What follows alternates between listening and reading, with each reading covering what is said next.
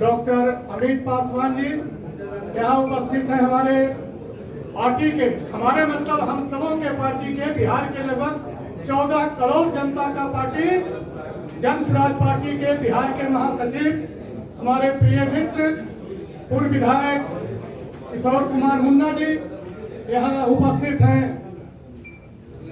जन स्वराज पार्टी नालंदा जिला के अध्यक्ष वीरेंद्र यादव जी और यहाँ उपस्थित हैं हमारे बाएं तरफ प्रभारी नालंदा जिला के प्रभारी कुशवाहा जी, इंद्रदेव कुशवाहा जी, दिनेश बाबू बैठे हैं और आप साथी दानिश खान, हरचंद्र सिंह जी, दानिश साहब हैं। आप सबों का पार्टी की ओर से तहे दिल से स्वागत है और बिना समय बर्बाद किए हम लोग चाहते हैं कि सीधा जिनका सुनने के लिए पूरा बिहार व्याकुल रहता है, आप सभी लोग इतनी भारी तादाद में इकट्ठे हुए हैं, पूरा कुर्सी भर करके ओवर हो गया। आप सुनना चाहते हैं सभी लोग प्रशांत किशोर जी को, मैं सीधा उनसे आग्रह करूंगा कि आप जिस बात को जनता को मैसेज देना चाहते हैं, ज्ञान की धरती नालंदा से, यहाँ ज्ञान का धरती नालंदा का मुख्यालय बिहार शरीफ है, यहाँ से जो आप उद्घोष करेंगे ये यहीं से बिहार के मुख्यमंत्री, नकारा मुख्यमंत्री माननीय नीतीश कुमार हैं, जो 20 साल से कब्जा किए हैं, कुर्सी को कुर्सी बाबू बन गए। उनका यह गृह जिला है और उनके ही गृह विधानसभा क्षेत्र में इसके बाद एक जनसभा होने जा रहा है हरनौत बाजार में। वहां भी महती सभा को आदरणीय प्रशांत जी संबोधित करेंगे। इस जिला से जयघोष हो रहा है जन स्वराज पार्टी का। आप लोग जिंदाबाद कीजिए। जय बिहार, जय जय बिहार। मैं सीधा प्रशांत किशोर जी को देता हूं। धन्यवाद। बहुत बहुत धन्यवाद साथी केडी यादव जी, पूर्व विधायक और मेरे सभी सहयोगी जो यहाँ मंच पर बैठे हुए हैं। आप सभी पत्रकार बंधुओं का यहाँ पर सभागृह में स्वागत है। जन स्वराज की ओर से मैं व्यक्तिगत तौर पर आपका अभिनंदन करता हूँ।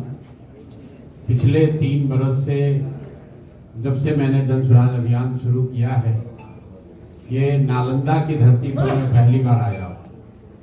3 बरस से मैं यहाँ पर आया नहीं।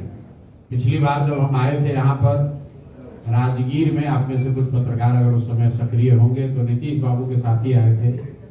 आज 3 बरस इस अभियान के शुरू होने के बाद मैं नालंदा आया हूँ, पहली बार आया हूँ। हालांकि इस विचार से, इस प्रयास से जुड़कर बहुत सारे साथी आज नालंदा में जन स्वराज परिवार के हिस्सा हैं और आज इसकी शुरुआत हम लोग, चूंकि मैं नालंदा आ रहा हूँ, मैंने तय किया कि आज नालंदा जाएंगे, तो इसकी शुरुआत एक छोटी सी जनसभा हम लोग आज हरनौत में करेंगे और उसके बाद 11 तारीख से पार्टी का एक बहुत बड़ा अभियान हम लोग जो शुरू करने वाले हैं, उसकी शुरुआत भी नालंदा नीतीश कुमार जी के गांव कल्याण बिगहा से ही मैं करूंगा।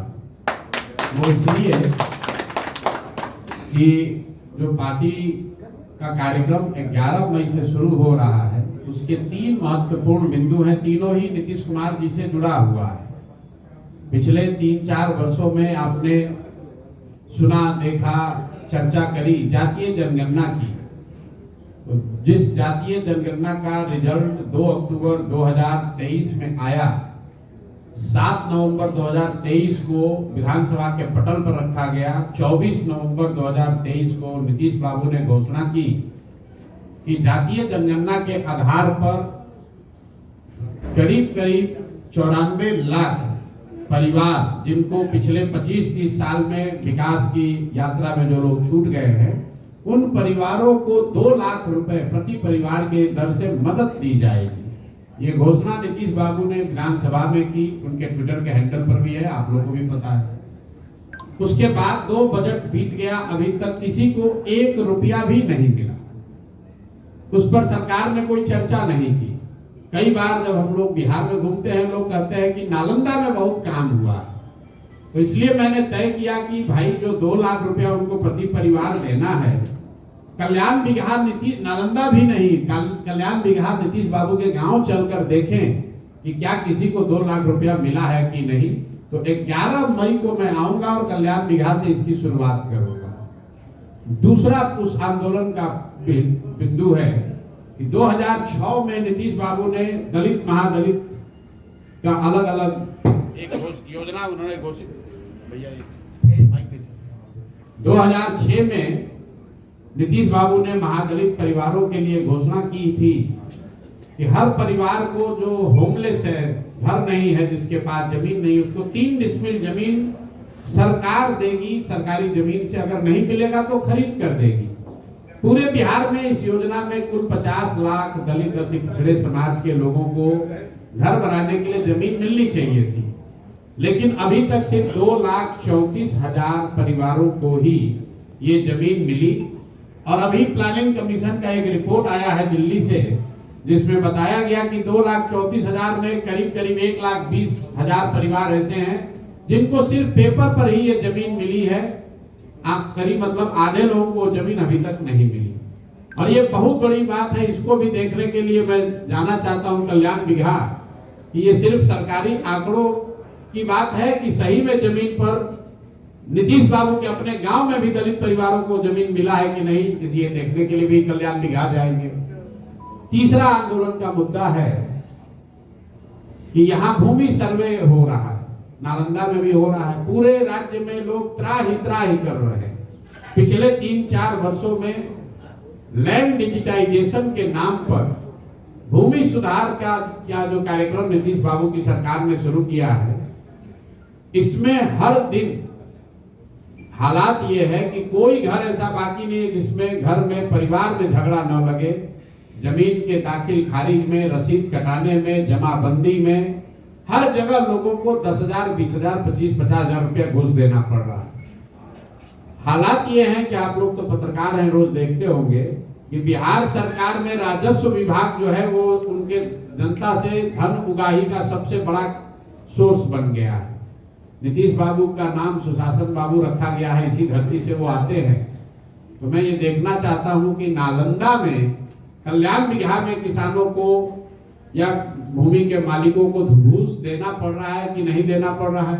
यहाँ रसीद क्या बिना घूस के कट रहा है, क्योंकि लोग बताते हैं, और जब मैं नीतीश जी के साथ था तो ये देखता भी था कि नालंदा के हर मामले को चीफ मिनिस्टर के ऑफिस से देखा जाता है। तो अगर नालंदा में ये 3 बात सही पाई गई तो आप समझ सकते हैं कि बिहार के दूसरे हिस्सों की क्या हालत होगी। तो 11 तारीख को पार्टी के इस कार्यक्रम का हस्ताक्षर अभियान हम लोग शुरू कर रहे हैं, जिनमें ये 3 बिंदुओं को हम लोग कवर करेंगे कि जिन 94 लाख परिवारों को 2-2 लाख रुपया आपने कहा था जातीय जनगणना कराकर, उनको अभी तक 1 रुपया मिला कि नहीं मिला, या फिर जैसे मोदी जी का 15 लाख रुपया हर परिवार को देने का वादा जुमला साबित हुआ। आप भी ये मान लीजिए कि बिहार में भी आपने जुमला ही फेंका था।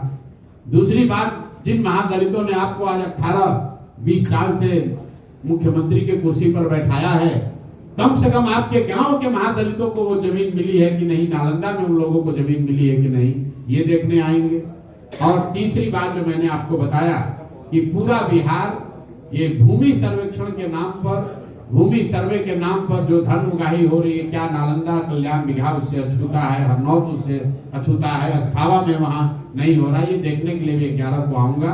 और आज इसलिए आए हैं कि चूंकि जैसा मैंने बताया 3 वर्ष से यहाँ आए नहीं थे, साथ ही यहाँ रात दिन मेहनत करके जन स्वराज की सोच को घर घर पहुंचाने में लगे हैं।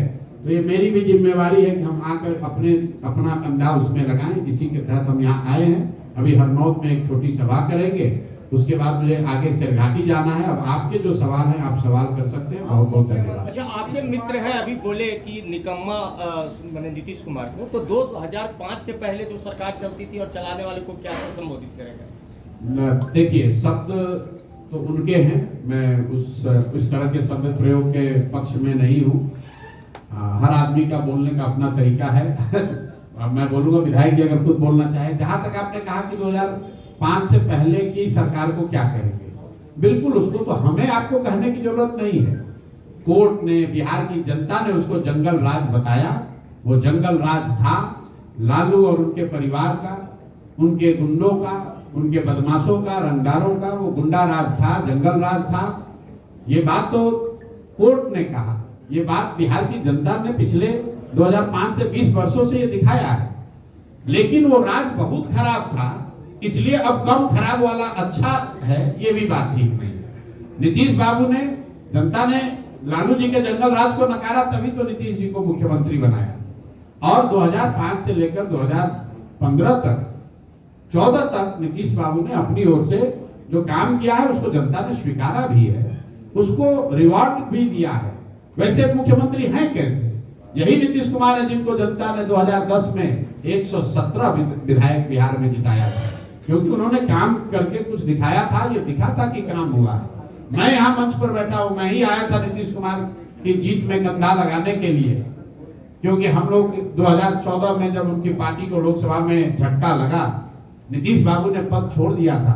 नालंदा की धरती पर आपके सामने कह रहे हैं, जाके नीतीश कुमार से पूछ लीजिएगा, और आप लोग भी जानते हैं कि मांझी जी को उन्होंने मुख्यमंत्री बनाकर एक तरह से राजनीति से किनारा कर लिया था।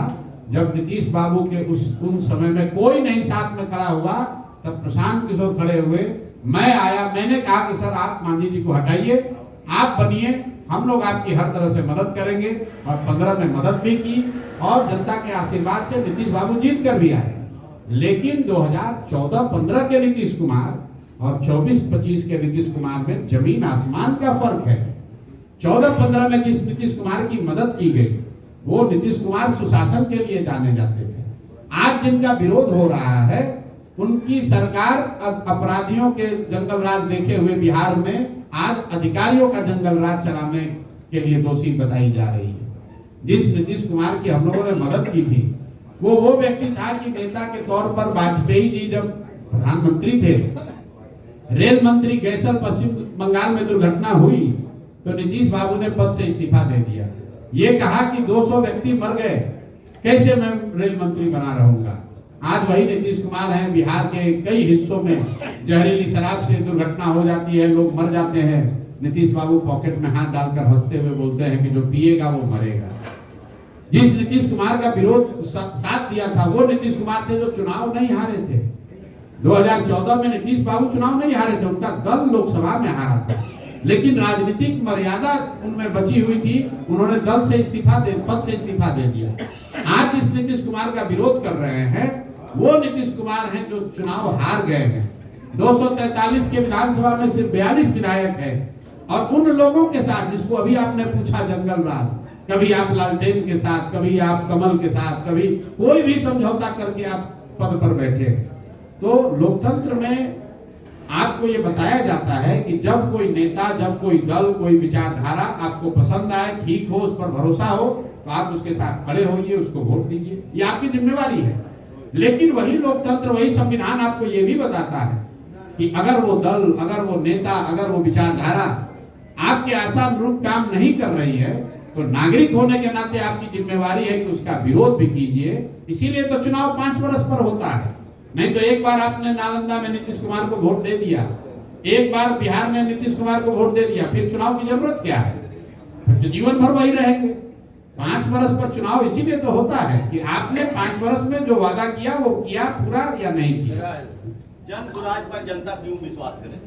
जन स्वराज पर जनता बिल्कुल विश्वास न करे, क्योंकि अगर मुझे मान लीजिए कि कुछ गलत करना है, तो मैं कैमरे पर ये थोड़ी कहूंगा कि मैं आपके साथ धोखा करने वाला हूं। तो मैं तो मन से कहता हूं, आप मेरे भाषणों को सुनेंगे तो मैं तो मन से कहता हूं कि आप बिल्कुल प्रशांत किशोर पर भरोसा मत कीजिए, क्योंकि जो पहले के नेता हैं, चुनाव से पहले तो हर आदमी अच्छा ही बोलता है। हम लोग ये नहीं कहते हैं कि आप हम पर भरोसा कीजिए, हमको वोट दीजिए, हम आएंगे, हम सुधार देंगे। हम तो जन स्वराज में लोगों को ये बता रहे हैं कि आप अपने बच्चों के लिए सजग होइए, ठीक से वोट दीजिए, जिसको देना है दे दीजिए। अभी हरनौत में भी यही कहेंगे, वोट जिसको देना है दीजिए, लेकिन वोट अपने बच्चों के लिए दीजिए, अपने बच्चों के रोजगार और पढ़ाई के लिए दीजिए। अब लोगों का ये सवाल हो सकता है कि भाई लोगों के बच्चों के पढ़ाई रोजगार देने से क्या होगा? बिल्कुल होगा। लोकतंत्र का यही चीज, यही बीज जो है, यही तो पिछले 3 साल से सिखा रहे हैं। जब लोगों ने बिहार में यहां पर 5 किलो अनाज के लिए वोट दिया है मोदी जी को, तो कितना भी शासन व्यवस्था खराब है, 4 किलो अनाज लोगों को मिल रहा है। आपने हमने मंदिर के लिए वोट दिया तो अयोध्या में मंदिर बना है।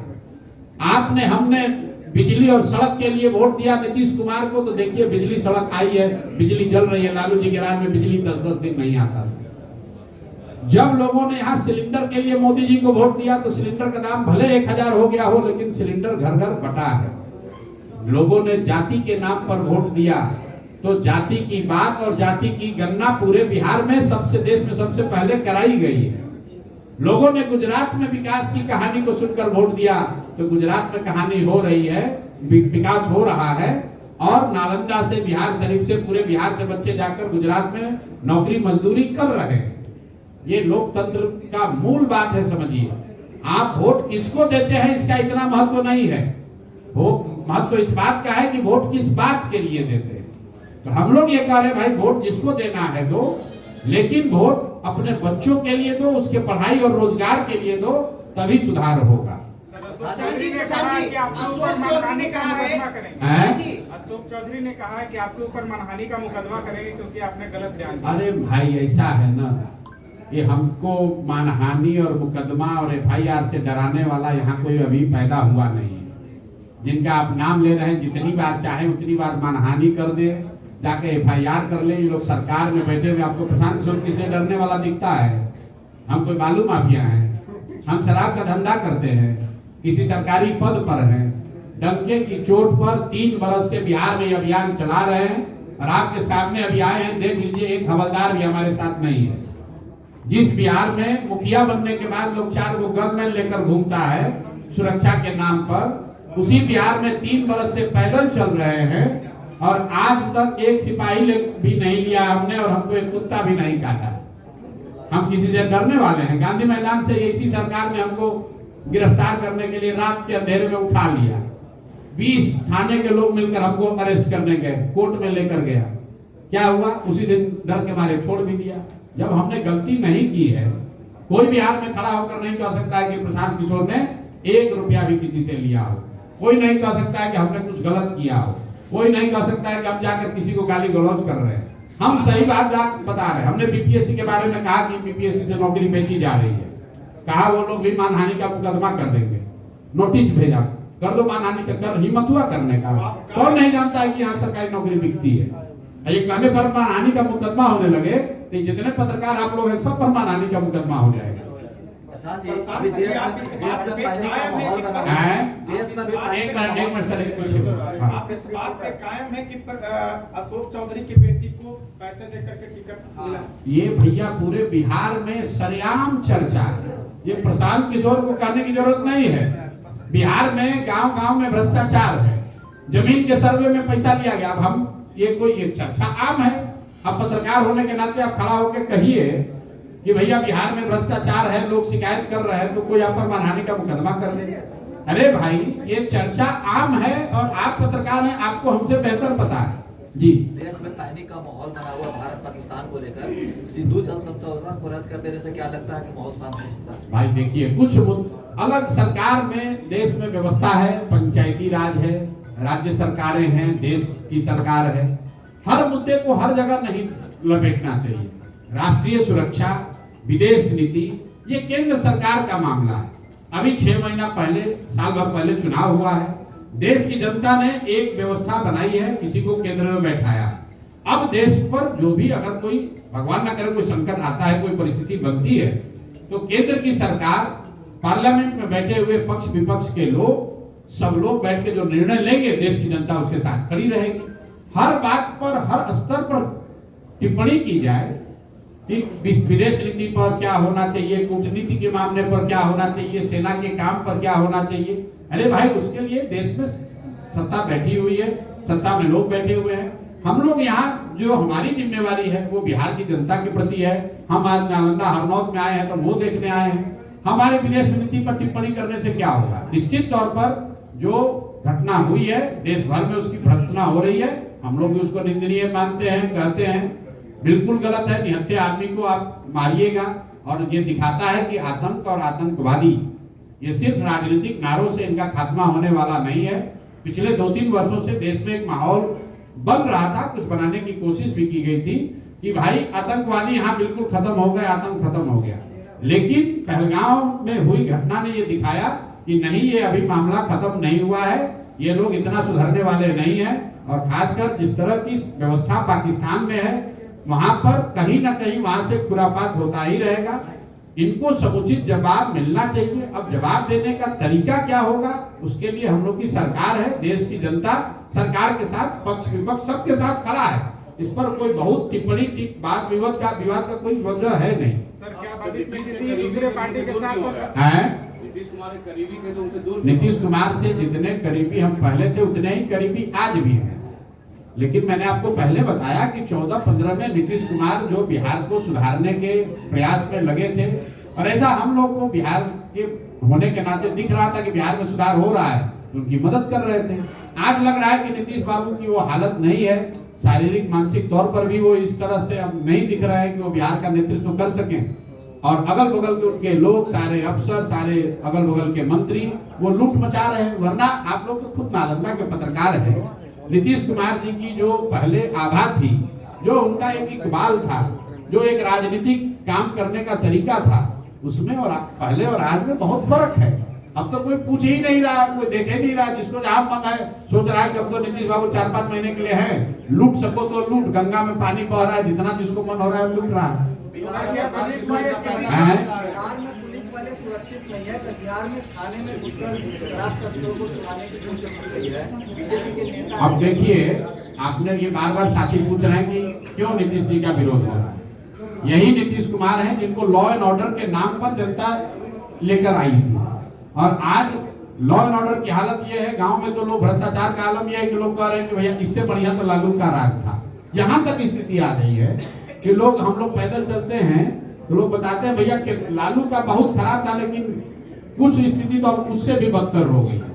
तो ये दुर्भाग्य है। और लॉ एंड ऑर्डर जो है, मैं फिर वही कहूंगा कि कहीं ना कहीं सरकार का इकबाल खत्म हो गया, क्योंकि नीतीश जी की शारीरिक मानसिक स्थिति ऐसी नहीं है कि वो बिल्कुल सरकार उनके कंट्रोल में हो। अगल बगल के लोग, जो व्यवस्था पहले से बनी हुई है, बिना ड्राइवर के गाड़ी कैसे चलेगा, या अगर ड्राइवर आधा सो रहा है तो गाड़ी कैसे चलेगी, कभी दाएं चलेगी कभी बाएं चलेगी, उसमें एक्सीडेंट होने का खतरा बना रहेगा। विपक्ष का इतना खर्चा प्रशांत किशोर कहाँ से कर रहे हैं, बीजेपी फंडिंग कर रही है क्या? तो भैया यहाँ आपने कहा विपक्ष, यहाँ बीजेपी वाले तो पक्ष में ही हैं। तो ऐसा है कि अगर बीजेपी हमको फंडिंग करे तब तो नीतीश बाबू को बहुत सावधान होना चाहिए, क्योंकि बीजेपी वाले तो उन्हीं के साथ बैठे हुए हैं सरकार में। तो मतलब बीजेपी वाले पैसा देकर हमको अपने खिलाफ खड़ा कर दिए हैं। आप लोग नीतीश कुमार के खिलाफ खड़ा कर दिए हैं। तो भाई 243 सीट पर लड़ेंगे तो उसमें भाजपा एक भी सीट नहीं लड़ेगी इस बार चुनाव। आप एक मिनट रुकिए। इन्होंने कहा कि भाजपा वाले इनको फंडिंग दे रहे हैं, तो भाजपा वाले तो हम सब आज तक तो लोग यही बताता है कि बड़ा समझदार लोग हैं राजनीतिक तौर पर। कितना समझदार हो गया कि अपना पैसा देकर अपने कैंडिडेट के खिलाफ प्रशांत किशोर को खड़ा कराएगा। हम कोई चिराग पासवान की तरह ये नहीं न कह रहे हैं कि हम खाली जदयू खिलाफ लड़ेंगे, हम तो 243 पर लड़ेंगे, उसमें 100 सीट भाजपा भी लड़ेगी। तो वो 100 सीट पर भाजपा चुनाव हारना चाहती है। और इतना तो आप लोग मान रहे हैं ना कि भाई जो मेरा सबसे भारी आलोचक भी होगा कि अगर जन स्वराज का कोई उम्मीदवार खड़ा हो गया समीकरण के हिसाब से, जिस समीकरण की लोग यहाँ बिहार में बात करते हैं, तो जिसके खिलाफ वो समीकरण गया वो तो हारवे करेगा। 5-7 हजार 10,000 वोट भी अगर जन स्वराज के कैंडिडेट ने ले लिया तो समीकरण वाला तो चुनाव हार ही जाएंगे लोग। लेकिन लोग चिंता में है कि सर आप करोड़ों की गाड़ियों में शौचालय जाते हैं, इतना पैसा प्रशांत किशोर लाता कहाँ से? ठीक बात है, करोड़। पहली बात तो भाई जो जिसकी गाड़ी है उनका नाम उदय सिंह है, उन्होंने कैमरे पर यूट्यूबर को ही एक बताया, ज्ञानेश्वर जी को आपने देखा भी होगा, कि जो भी आदमी खरीदना चाहता है गाड़ी 9 लाख रुपया में उपलब्ध है, अभी थाने में बंद है। नीतीश कुमार की सरकार ने वो गाड़ी को जब्त किया हुआ है, वो भी कोर्ट से कल रिलीज का ऑर्डर हो गया। करोड़ों की गाड़ी। नीतीश बाबू यहाँ आते हैं किस चीज पर आते हैं? पैदल आते हैं। तेजस्वी बाबू सुनिए ना, तेजस्वी बाबू जिस रथ पर चलते हैं उसका दाम पता है? दाम पता है? कभी पूछे हो? नहीं पूछे है ना। हमसे पूछ रहे हैं कि प्रशांत किशोर के पास पैसा कहाँ से आता है। बिल्कुल बताते हैं कहाँ से आता है। हम तो एमएलए नहीं ना है, एमपी नहीं ना है, बिहार सरकार में मंत्री, केंद्र सरकार में मंत्री नहीं है, बिहार में मेरा कोई उद्योग धंधा बिजनेस व्यापार नहीं है, बाबूजी हमारे टाटा बिरला नहीं थे, नेता मंत्री नहीं थे, तो वहां से तो पैसा नहीं आता है। पैसा आता है 1 लाख बार बताया सरस्वती से। हिंदू धर्म को मानते हैं? नहीं, हिंदू है। तो उसमें बताया जाता है कि बेटा पढ़ो, सरस्वती की कृपा होगी तो लक्ष्मी अपने आप आएंगी, ठीक है ना। तो जिस नालंदा के बेटा को आप लोगों ने, बिहार की जनता ने राजा बनाया है, उनका जब गाड़ी फंसा तो इसी प्रशांत किशोर से आए सलाह मांगने। तो जिसको सरस्वती की कृपा है उसको लक्ष्मी की कमी हो नहीं सकती है, हम नहीं बता रहे, ये सनातन धर्म बताता है, शाश्वत सत्य है ये। तो हम लोग सरस्वती के उपासक हैं, पढ़ा लिखा व्यक्ति है, अपनी बुद्धि से, अपनी ताकत से, अपनी पराक्रम परिश्रम से जिसको सलाह दिया, जिसको मदद की, देश में इतने लोगों को मदद की है, अब उनसे कह रहे भाई हमको मदद करो। क्यों करो? इसलिए करो कि ताकि बिहार का गरीब से गरीब व्यक्ति भी अगर चुनाव लड़ना चाहता है तो उसको किसी बालू माफिया, शराब माफिया से पैसा न लेना। एजेंडा है बिहार का सुधार, एजेंडा है बिहार में शिक्षा और रोजगार, एजेंडा है पलायन पर रोक। अभी मधुबनी में प्रधानमंत्री आए, आप लोग भाषण कम सुने कि नहीं हमको नहीं मालूम है, उनका भाषण जरा सुनिए। कह रहा है कि धोलेरा से बॉम्बे में जो फैक्ट्री लग रही है वहां पर जाने वाले श्रमिक परिवारों के लिए एक नई ट्रेन की व्यवस्था बिहार में की जा रही है। मतलब फैक्ट्री लगेगा धोलेरा में, गुजरात में, महाराष्ट्र में, और लेबर को ले जाने के लिए हम लोग ताली बजा रहे हैं। हम लोग की स्थिति देखिए बिहार के लोगों की, कि हम लोग को ट्रेन मिला है। क्यों? कि यहाँ से श्रमिक परिवारों को जाने के लिए ट्रेन दिए हैं। अरे भाई, जब अंग्रेज भी तो यही करता था। अंग्रेज भी पहले देश से लंदन तक चलाता था पानी वाला जहाज, उस पर मजदूर भरकर लोग जाते थे। तो मतलब फैक्ट्री लगेगा गुजरात, महाराष्ट्र में, और प्रधानमंत्री आकर कह रहे हैं कि श्रमिकों को जाने के लिए ट्रेन दिया जाएगा बिहार में। बाहर भाई, बाहर एक रुको भाई, इसको समझिए, इस बात को समझिए। बिहार के होने के नाते हम भी देश दुनिया घूमे हुए। क्यों बिहार में भाई, उसी सभा में मधुबनी में कह देते कि भाई चीनी फैक्ट्री बिहार में 4 लगाई जा रही है। मोदी जी देश के प्रधानमंत्री हैं, प्रधानमंत्री गुजरात के भी, प्रधानमंत्री बिहार के भी। गुजरात जब वो जाते हैं तो गिफ्ट सिटी की बात करते हैं, फैक्ट्रियों की बात करते हैं, इन्वेस्टमेंट समिट की बात करते हैं, वहां की तरक्की की बात करते हैं। और बिहार आ रहे हैं तो क्या कर रहे हैं? मखाना बोर्ड, श्रमिक ट्रेन, 5 किलो अनाज, हिंदू मुसलमान। अरे भाई, ये दोष मोदी जी का नहीं है, ये दोष बिहार के लोगों का, हमारा, आपका है। हम लोगों ने अपना भाव इतना कम कर लिया है कि भैया 5 किलो अनाज दो, हम तुमको बोरा में भर के वोट देते रहेंगे। गुजरात के लोग भी 5 किलो, आप मोदी जी का कोई स्पीच हमको सुना दीजिए गुजरात में, जहां की वो ये कह रहे हो कि 5 किलो अनाज मिल रहा है कि नहीं मिल रहा है। गुजरात में जाकर अगर मोदी जी ये कह दे कि यहाँ से गुजरात के श्रमिक परिवारों को बिहार जाने के लिए ट्रेन चलाया जाएगा, आपको लिख के दे देते हैं, एक आदमी वहां वोट नहीं देगा। ये मामूली गलत बात है। आप ये कह रहे हैं कि बिहार के श्रमिक परिवारों को गुजरात और बॉम्बे जाने के लिए ट्रेन देंगे। भाई, हम लोग को ट्रेन चाहिए, लेकिन मजदूरों को भरकर भेजने के लिए नहीं, यहाँ से सब्जी भेजने के लिए, यहाँ से अनाज भेजने के लिए, यहाँ से सीमेंट छड़ भेजने के लिए, यहाँ से कंप्यूटर टेलीविजन बनाकर भेजने के लिए। अगर यहाँ से मोदी जी ने घोषणा की होती कि यहाँ से अब भैया एक रेफ्रिजरेटेड ट्रेन चलेगा जिसमें बिहार के किसान सब्जी भेजेंगे दिल्ली, बॉम्बे, तब ना हम लोग मानते। आप कह रहे हैं कि श्रमिकों के, ये उनके वक्तव्य है, मेरा नहीं है, देख लीजिए जाके वीडियो में। श्रमिक परिवारों के लिए, धोलेरा और बॉम्बे में फैक्ट्रियों में काम करने वाले श्रमिक परिवारों के लिए ट्रेन चलाई जा रही है। और आप लोग भी खूब लिख रहे हैं, प्रधानमंत्री ने 4 ट्रेन की घोषणा की। बिहार का यही औकात है। अरे ट्रेन भी देना है तो बुलेट ट्रेन देते। तो 1 लाख करोड़ का बुलेट ट्रेन बन रहा है गुजरात में। अब बिहार को क्या हो रहा है अनाउंस? वंदे भारत का 4 कोच, 1 पैसेंजर ट्रेन का जो 2 हफ्ते में 2 बार चलती थी, अब 4 बार चलेगी। रेलवे लाइन का दोहरीकरण। और पत्रकार यहाँ कह रहा है यही भारी विकास है कि यहाँ पर हमारा गांव के सामने हाल्ट पर ट्रेन रुकेगी, यही अब हम लोग का किस्मत है। इसी को मान लिया कि इससे ज्यादा तो कुछ मिलना ही नहीं चाहिए। लगता है कि बीजेपी वाले कहते हैं कि आप चुनावी मैनेजर हैं। अभी तो हमको कहे कि बीजेपी वाला हमको फंड कर रहा है, और अभी आप कह रहे हैं कि चुनाव, बीजेपी वाला कह रहा है कि चुनावी मैनेजर है। पहले आप लोग पत्रकारों में भी तय कर लीजिए कि विजय कुमार सिन्हा जी का बयान। अच्छा, अब विजय कुमार सिन्हा जी ने कहा, क्या कहा उन्होंने? हम चुनावी मैनेजर हैं। तब विजय कुमार सिन्हा जी के लीडर, उनके आका या उनके जो लीडर यहाँ है कौन है? दिलीप जायसवाल जी है। दिलीप जायसवाल जी के लीडर कौन है? अमित शाह जी है। अमित शाह जी के लीडर कौन है? मोदी जी है। तो मोदी जी इतने मतलब के लीडर उनको जब सलाह लेना था, काम लेना था, तो इसी मैनेजर को बुलाए थे। तब विजय सिन्हा जी को पहले मोदी जी को पूछ लेना चाहिए था कि सर आप इतना बड़ा लीडर हैं, आप ऐसा प्रशांत किशोर ऐसा टुंजिया मैनेजर को काहे अपने साथ रखे थे? ये पूछिए जरा विजय सिन्हा से।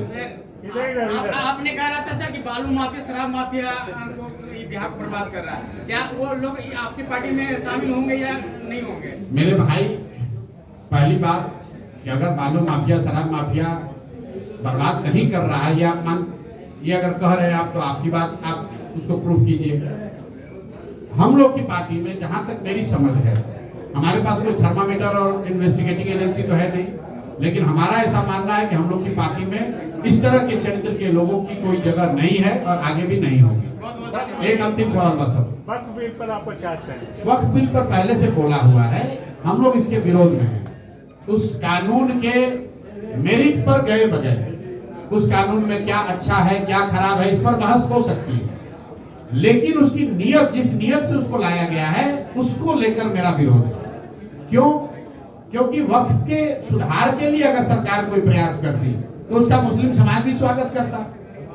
वक्फ के सुधार के लिए सरकार का प्रयास नहीं है, उनका तो सिर्फ ये प्रयास है कि कोई एक ऐसा मुद्दा लाओ जिससे हिंदू मुसलमान का मुद्दा बना रहे। मैं आपको उदाहरण देके बताता हूँ। सीए एनआरसी लाया गया, ये बताया गया, और कई पत्रकार बंधु समाज के वर्ग है कि सीए एनआरसी इसलिए लाया गया है कि देश से जो घुसपैठिए हैं, मुस्लिम घुसपैठिए, उनको हटाया जाएगा। फिर बताया गया कि नहीं, इसके साथ साथ जो हिंदू शरणार्थी हैं अफगानिस्तान से, पाकिस्तान, बांग्लादेश से, उनको लाकर यहाँ नागरिकता दी जाएगी। कुछ लोगों ने विरोध किया, हमने विरोध किया था, बहुत सारे लोगों ने उसका समर्थन किया। आज देश में वो कानून है। आप लोग जरा बीजेपी वालों से पूछिए, अरे भाई हिंदू शरणार्थियों को तो मदद करने वाले थे, सीए एनआरसी आने के बाद कितने हिंदुओं को अफगानिस्तान से, बांग्लादेश से, पाकिस्तान से लाकर सीए एनआरसी में नागरिकता दी गई है? क्या आपने प्रधानमंत्री या अमित शाह जी के मुंह से ये चर्चा सुनी? क्या यहाँ के जो उप मुख्यमंत्री दूदू को बैठा हुआ कभी बोला ये बात? भाई सीए एनआरसी किसी हिंदू की मदद के लिए नहीं लाया गया था, वो बंगाल में चुनाव को पोलराइज करके जो बांग्लादेश से आए हुए हिंदू 1.5 करोड़ हैं उनका वोट लेने का एक सगुफा था, हिंदू मुसलमान को आपस में लड़ाने का तरीका था। उसी तरह वक्फ का जो बिल है, ये विशुद्ध तौर पर आपस में लड़ाने के लिए, हिंदू मुसलमानों के बीच में विद्वेष पैदा करने के लिए, ताकि कोई ये ना पूछे कि भाई रोजगार कब दोगे, कोई ये ना पूछे कि 15 लाख रुपया कब दोगे, कोई ये ना पूछे कि बिहार में भी पलायन कब रुकेगा। अभी मधुबनी में प्रधानमंत्री आए, इतने पर देखिए इतनी बड़ी घटना हुई है, प्रधानमंत्री को इंटरनेशनल रिस्पांस दे रहे हैं, पूरी इंटरनेशनल ऑडियंस सुन रही है, और प्रधानमंत्री ने दिल्ली से वक्तव्य नहीं दिया। प्रधानमंत्री ने तय किया कि बिहार में आकर वो वक्तव्य देंगे। क्यों? क्योंकि चुनाव बिहार में है। भाई वक्तव्य जरूरी है, उसकी महत्ता जरूरी है। वक्तव्य में क्या कहा जा रहा है ये जरूरी है कि वो मधुबनी से कहा जा रहा है कि दिल्ली से कहा जा रहा है ये जरूरी है।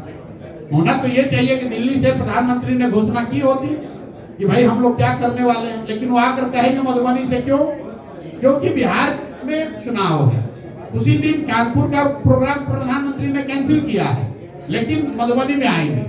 मधुबनी में आए, स्वागत है। बिहार की गरीब जनता को कुछ दिया या नहीं दिया, आपके हमारे पैसा से लोगों को बुलाकर, भीड़ जुटाकर, और हम लोग को बता रहे हैं कि बिहार के श्रमिकों के परिवार के बच्चों को गुजरात और महाराष्ट्र जाने के लिए ट्रेन दिया जा रहा है। इस बात का विरोध हो रहा है। बहुत बहुत धन्यवाद।